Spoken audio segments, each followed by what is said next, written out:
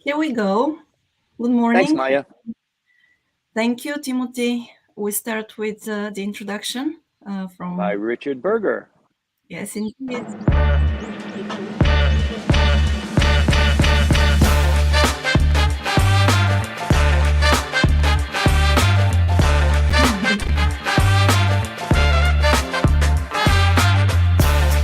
Don't look up that.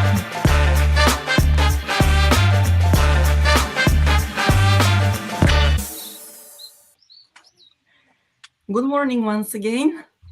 So I missed your dance today, but maybe next time I can see it and everybody else can. So how are you Well, today, Timothy? I'm good. I'm not in my normal environment on the deck of my boat with nobody watching me. I'm in Shimoda with my family, taking a bit of a break since my daughter is here from the United States. First time we've been able to get together as a family for 3 years. So we're in Shimoda. This is the background of Shimoda, and I'm a little bit more reserved when I've got eyes watching me. So forgive me. That's okay, but it's wonderful that you have all your family with you and you're taking a break. Still, thank you for joining us during the break. I appreciate it. I'm sure that everybody in who is watching us is appreciating it too. Thank you. Absolutely, absolutely, Maya. This is our maybe 58th week.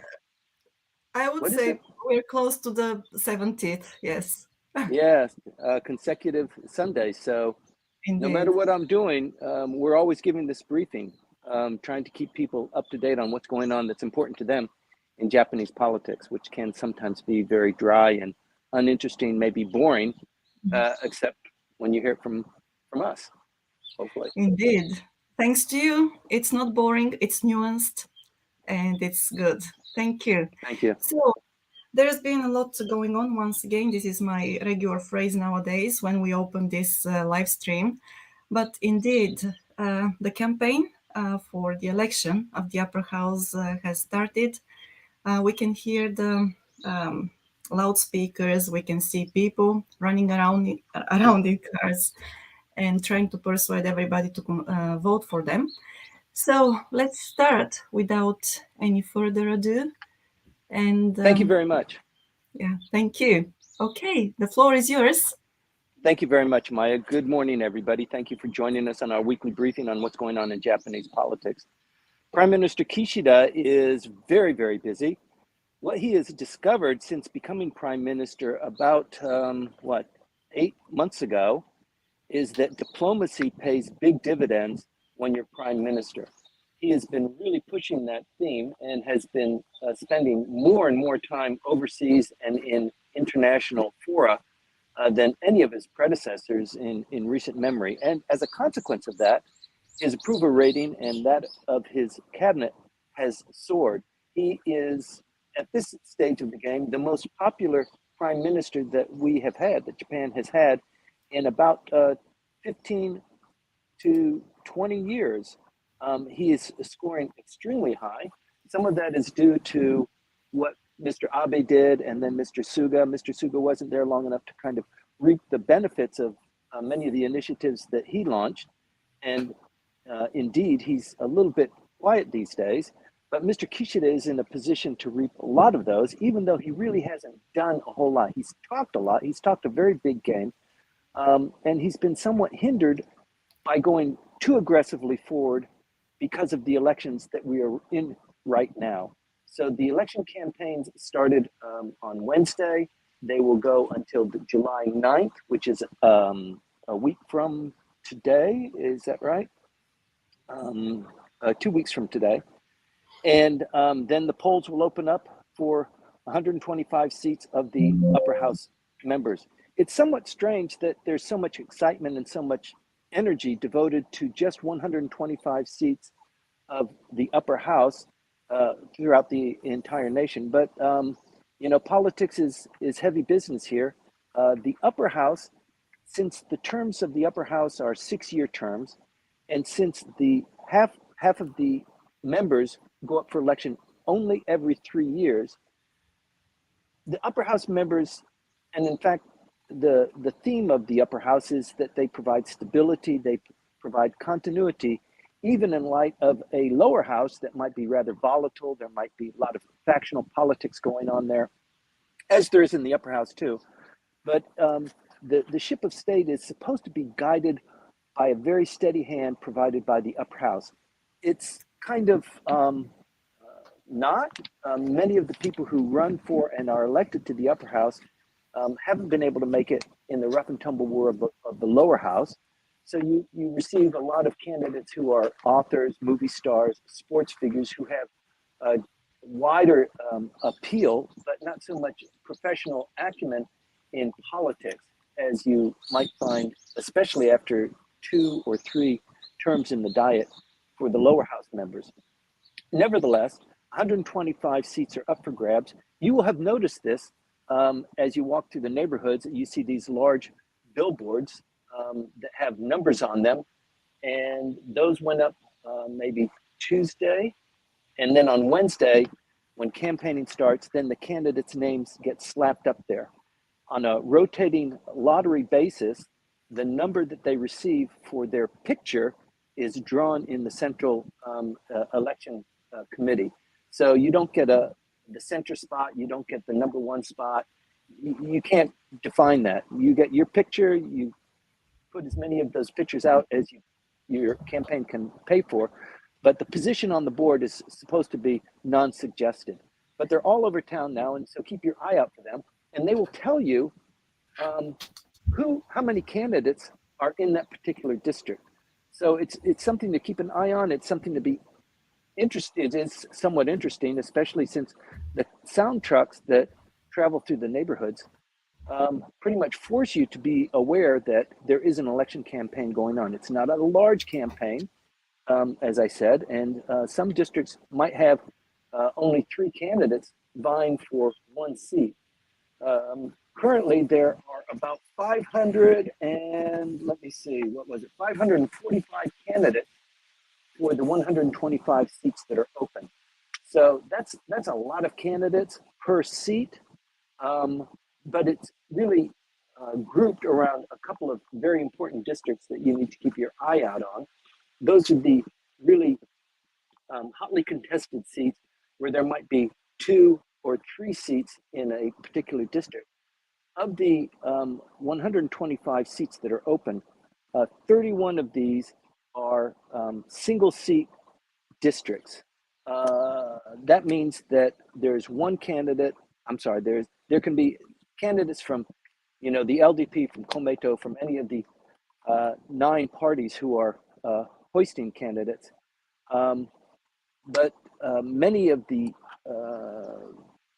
campaigns don't have the money and don't have the fight to put a candidate in all those districts. So for the LDP, they have the greatest wherewithal, and they have the most amount of money for their campaign chest. So they run the largest number of candidates. They typically do better than the other candidates, and polls have shown, I'll get into the poll numbers later, that they typically do very well on a day where, except for the really strongly devoted, go to the polls. So when the weather is inclement, when there's no burning issue, people who sit on the fence tend to stay home. They're not enthusiastic about any of the candidates. They typically distrust or have a distaste for politics, as in most democracies.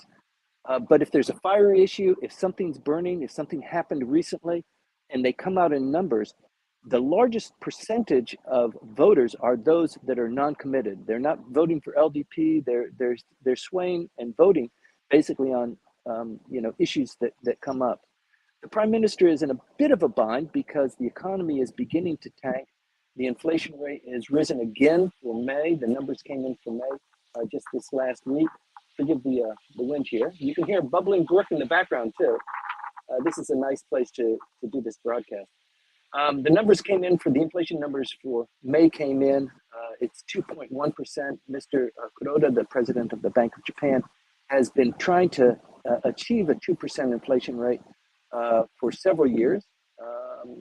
He's now got it in spades and is being encouraged to kind of back off a little bit, and he is not. he is not because Mr. Kishida is not. The policies of the current administration is to keep money in the economy, providing subsidies to kind of get over what they believe is a hump. Many analysts believe that it's not a hump, it is not transitory, it is here to stay, it is more serious, it is deeper than just the Russian invasion of Ukraine, the gas prices, food, energy, that sort of thing. It looks like we might be in it for a longer haul. The United States is also suffering. If you're following the news, it looks like they will announce a second quarter of deflationary measures, and that could spell a recession in the United States and all of the tumbling after effects that holds too. So there's a lot going on for the prime minister. All of the campaigns, except for the LDP and Komeito, are attacking the LDP for not doing things. You know, you have to do something for the people. That's why the administration is there. You're not doing it. You should reduce the consumption tax, or you should get rid of the consumption tax altogether. That's 10%. You know, let people have at least 10% more of the purchasing power. Reduce the consumption tax for a period of time, 6 months, 8 months, to get people on the street back on their feet. So there's a lot of debate going on there. Nothing's going to happen. You're going to hear lots of words. You're going to hear a lot of flowery speeches, but I don't think anything's going to happen until after the elections. What the LDP, what the Kishida administration is waiting for, is a mandate. So Komeito and the LDP are bound together, singing the same song, promoting the same issues to the electorate, so that between the two of them, they do far better than they did in the last election. You might remember that in the last election that we had was in the lower house, and the LDP did extremely well. Mr. Kishida became prime minister as a consequence of that, and established a very firm cabinet. That cabinet in the new election is likely to change. There are some prominent figures who will change, just as a matter of course. But the whole issue is the LDP going to end up better than it started in this election or not? And in fact, if they just do status quo with the number of seats that they currently have, of the 125 that are up, about 69 are uncontested for the LDP.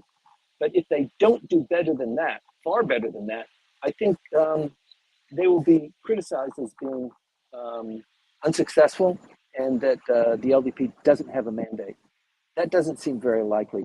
They did a poll this last week that they do at this particular time in all of the campaigns, and it looks like the LDP is ranking high, with 27% of the people who responded saying they intend to vote for the LDP.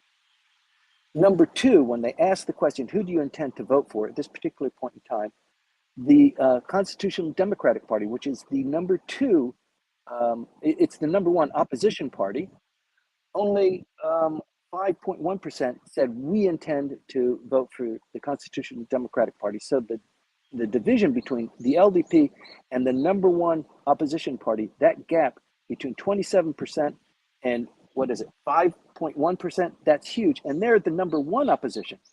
The number three vote getter is Komeito. They come in at 4.3%. 4.3% of the people who were asked said, I intend to vote for Komeito. Coming in fourth is Ishin. Ishin did very well in Osaka, and it is expected to do very well this time too, particularly in Kanto. They came in at 3.7%. The number of people who haven't committed is far greater than that. So the numbers that I've given you now account for about 46% of the entire number of people that polled. So the largest number are those people who are uncommitted. I don't know what I'm going to do. I don't know how I'm going to vote, but I like Kishida, or I don't like Kishida, or I wish I had more money to spend. I wish they would do something with the gas prices. Everybody's got their own complaints. So in this campaign, in front of stations, and they don't do much campaigning while they're driving in the truck with the microphone and the white gloves. There's very little that they can do except for shouting the name over and over again of the candidate, and there's a reason for that, but very few policy speeches. That usually happens in the stations, where they get on top of the trucks, and there might be two or three supporting members of the parliament there. You know, there's the entire lower house is also closed during this session. So they have a lot of lower house members who might be prominent that stand on the truck with them, wave their hand and say, you know, this guy is great for, you know, so many reasons, slap him on the back. And you hear a lot of policy speeches there. The opposition parties are in the uncomfortable position of just basically attacking the LDP, the Kishida administration, for not doing enough, or this is what they should do. Whereas the LDP and Komeito are talking about what they're going to do, how they're going to expand the economy, what new capitalism means, why economic security and also defense security are so important. In fact, in the polls, the same poll that I mentioned earlier, people said that national defense is their number one concern.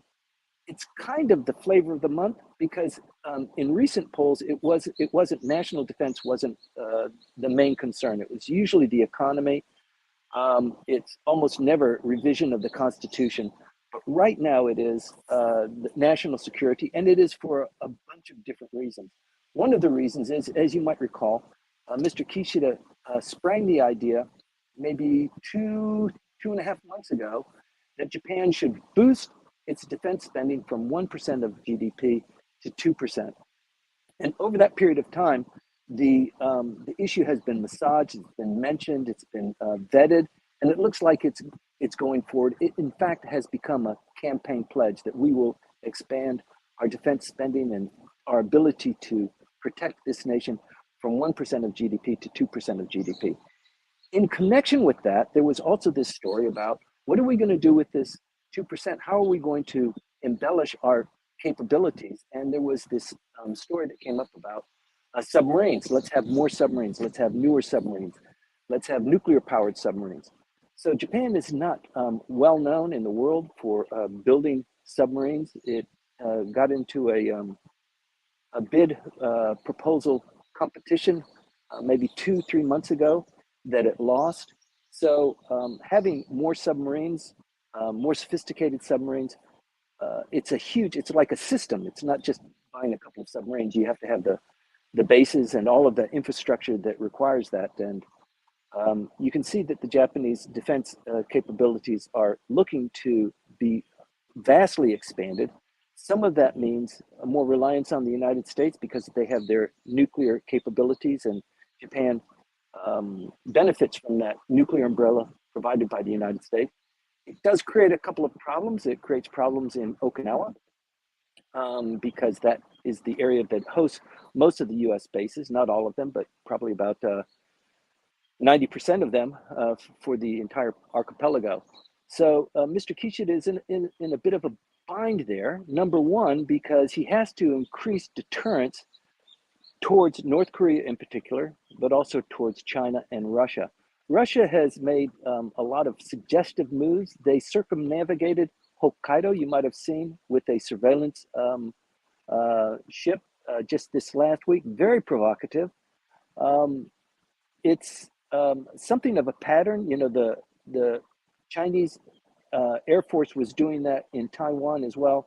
And the SDF, the Self-Defense Force jets, also were scrambled a record number of times since January for incursions in Japanese airspace in the south of Japan towards Taiwan and contested areas there.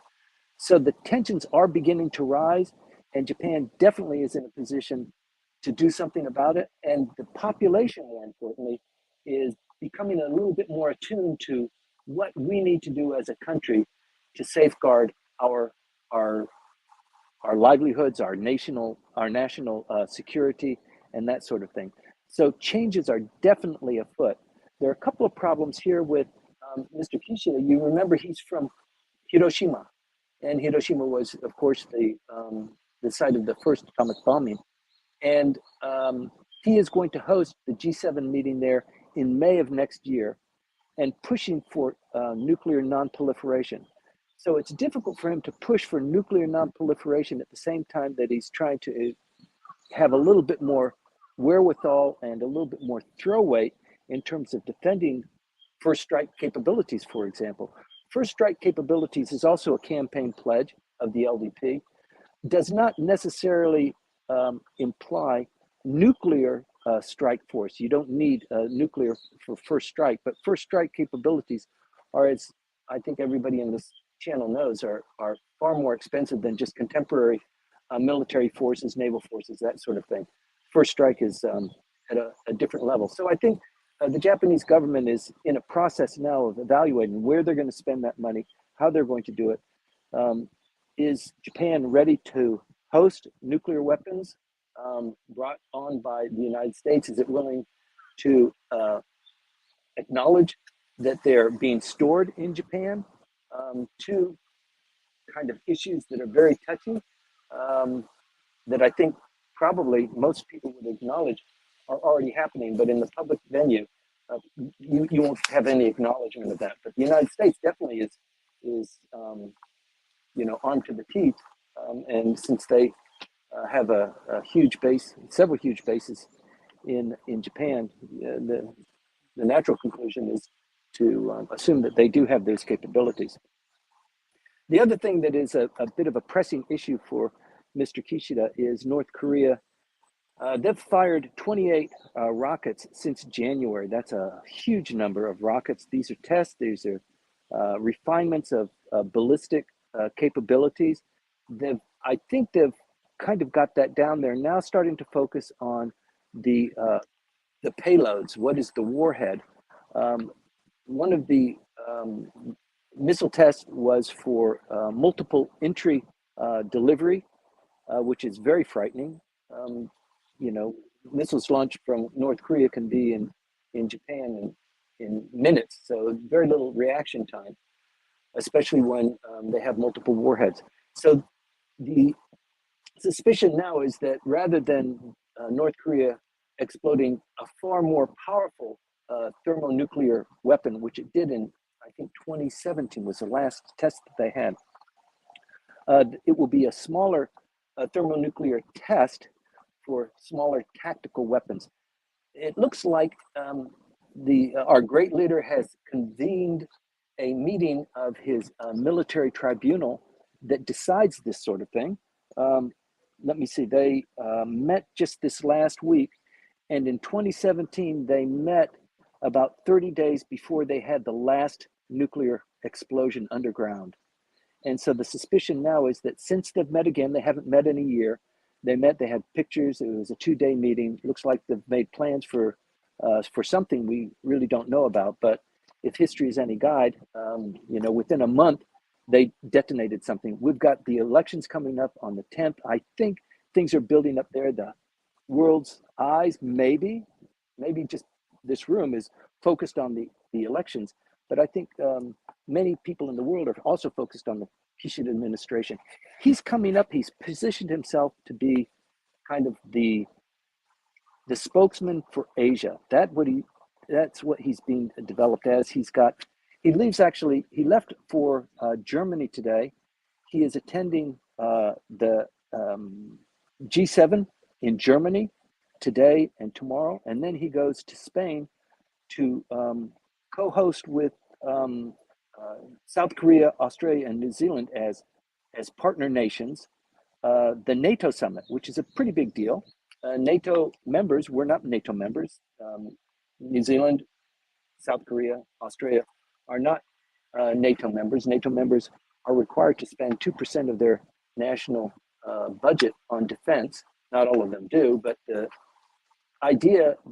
proposition that the Kishida administration is proposing that we will spend 2%, it tells you that a lot is going on militarily and security-wise. The good thing for Mr. Kishida is that it resonates with the voting public. There are 3 things that are really doing well for him. One is his response to Russia over Ukraine. The second one is his response to COVID. It seems to be doing very well there. And the third is his diplomacy and his presence in international fora. Just this week, this is an election period we've entered. He's still on international travel. So this posture of being the statesman in Asia, to kind of coalesce all of these forces together under the auspices of the United States in this united force against potentially China or potentially against Russia or potentially in concert with protecting Taiwan, it's a very big deal. It's going on right now. It's not happening in a vacuum. China came forward again just this last week. We had our last briefing on Sunday. I think this message came out. It might have been on Sunday, but I think it was on Monday, where China wanted to make sure that the United States understood that the Taiwan Straits are not considered to be international waters. That received a firm protest immediately, as you would expect, but it does indicate that China is moving closer to this, probably not a hot war, but more likely a strangulation, a constriction, maybe a blockade of sorts towards Taiwan within the near term. So a lot of attention is being spent on that. And in lockstep, the Japanese need to do something about that too. And one of the things that this election is going to portend is a change to Article 9 of the Japanese Constitution. And I know people know what the Constitution or know what Article 9 is. Let me just read it to you so that we bring it into clear focus. It's not very long, but it is very specific. So this is what it says. The Constitution, Article 9, in its entirety here says, aspiring sincerely to an international peace based on justice and order, the Japanese people forever renounce war as a sovereign right of the nation and the threat or use of force as means of settling international disputes. In order to accomplish the aim of this preceding paragraph, land, sea, and air forces, as well as other war potential, shall never be maintained. The right of belligerency of the state shall not be recognized. This is the issue that the Kishida administration and the LDP is up against. The LDP has, since its inception, said it wants to revise Article 9 so that at least the self-defense forces, which is under a strict reading of the Constitution, is not a legitimate force. It clearly says the Japanese will not have a land, sea, or air force and not possess military power. The realities of geopolitics and currently contemporary Japanese politics now dictates that really can't, I mean, it could sustain if Japan wants to be a peaceful, neutral country for the rest of its history.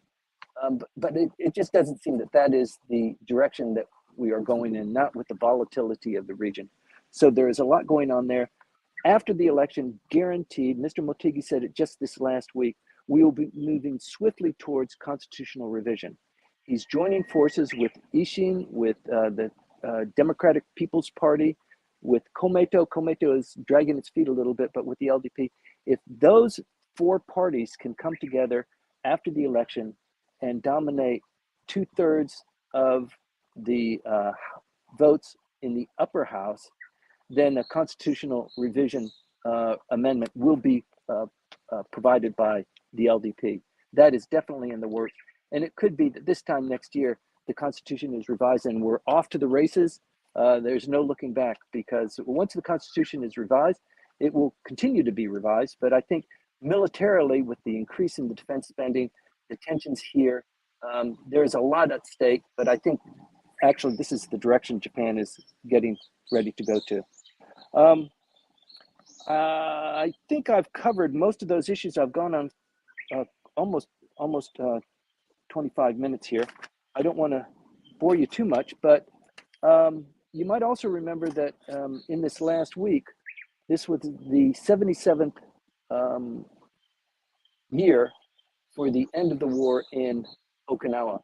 The Battle of Okinawa ended on Thursday, and so there was a large ceremony there. Mr. Kishida went there, paid his respects at the Peace Memorial. And 77 years, the largest Pacific battle in World War II ended. That was a 3-month battle that killed more than 200,000 people and decimated at least 1/4 of the local population, who were fully conscripted as the Americans began to island hop closer and closer to the main island of Honshu during the Pacific War. there's a lot that can be said about that, and it's incredible that even in one generation, people like us living here, married to Japanese, contributing to society, and sometimes even voting on elections and participating in the political process, that could have happened so quickly and after such a violent confrontation. I grew up on Okinawa, and their scars and the memories of that war are still very poignant there, and they can be viewed, especially when an anniversary comes up, like the one the other day. I wrote a story about it to give you a little bit more of a color that comes across. I would like, Maya, if you can post that up and share that. Maybe you can only do that on Clubhouse. I'm not sure. What's the story there? Your microphone's off. Thank you. Yes, the I'm glad story is I'm on here to tell you Clubhouse. that. Yes, indeed. Okay. Thank you. So, to everybody who is listening there, please click on the link and yes, read the story. It's a beautiful one. So it's only on Clubhouse. It's not on LinkedIn. Yes. Okay. Thank you. No, it isn't. But I will share LinkedIn as well. Okay. Thank you. So since I grew up on Okinawa, as you know, Maya, I pepper you with the stories that I write. I've written lots of different stories about growing up on Okinawa, about coming back to the United States as kind of a returnee and going through that trauma of not knowing, what America is like, what is Japan like, and pursuing that throughout my career. But yeah, I'm a frustrated writer. So I've posted a lot on that. Okay, anyway, getting back to the topics at hand, the government has decided it is going to increase the number of international students coming to Japan to 300,000 per year within the next 2 years. This is a great step forward. The thing that kind of gets me is that it's not an international exchange program where Japan is beginning to actually interact with the rest of the world. It's foreigners coming into Japan to study, to learn, to master different skills, and then maybe go back to their own countries, because they're not all going to stay here. They're going to do 1 year of their graduate course or maybe 1 year of study abroad. But there doesn't seem to be much emphasis on getting Japanese kids to go abroad. And in recent years, it's been a real downfall of the number of kids, especially males, who choose to go overseas to enhance their education.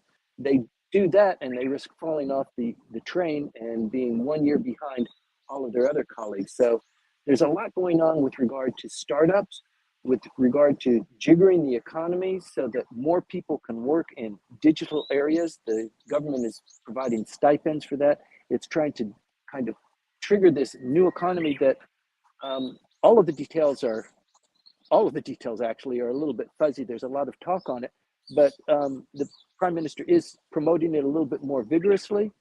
But the idea is that startups are going to have more of an opportunity to establish themselves here, to do better, and companies are going to be penalized for not distributing some of their wealth that they've been hoarding for all of these years to boost up the livelihood of their employees. So there's a lot going on there.